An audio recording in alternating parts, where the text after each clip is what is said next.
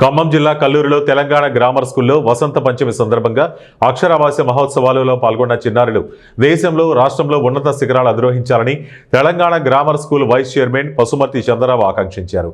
ఈ సందర్భంగా vice chairman Chandra Rao మాట్లాడుతూ సాంప్రదాయబద్ధంగా శాస్త్రోక్త విధానంలో అక్షరాభ్యాస కార్యక్రమంలో సరస్వతి దేవి తల్లి పూజ ద్వారా దీవెనలు ఉండాలని, చిన్నారులు ఉద్యోగ వ్యాపార ఉన్నతమైన చదువుల్లో అభివృద్ధి చెందాలని తల్లిదండ్రుల కోరికతో వేణుగోపాల స్వామి టెంపుల్ ప్రధాన అర్చకులు సౌమిత్రి రామాచార్యుల చేతుల మీదుగా అక్షరాభ్యాస కార్యక్రమం నిర్వహించడం జరిగిందని తెలిపారు.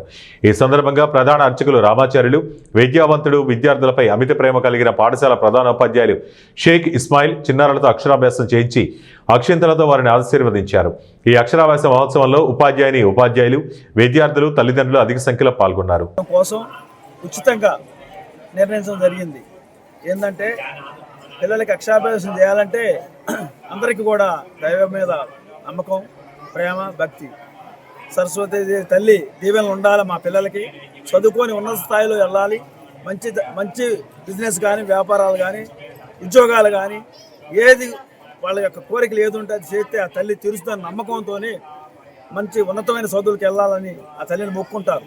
సరస్వతిదేవి గుడికి వెళ్ళి గుళ్ళో అక్షరాభ్యాసం చేస్తారు. యాక్చువల్గా అందరికీ అది సాధ్యం కాదు. ఎందుకంటే దూర ప్రయాణాలకు వెళ్ళి గుళ్ళోకి వెళ్ళి పూజ చేయించుకుంటే కనీసం మరి 2-3 వేలు ఖర్చు అయింది వాళ్ళకి.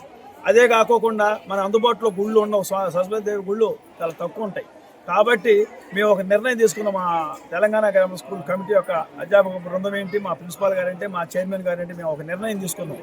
ఏంటంటే మనం ఎందుకు చేయకూడదు ఈ కార్యక్రమం?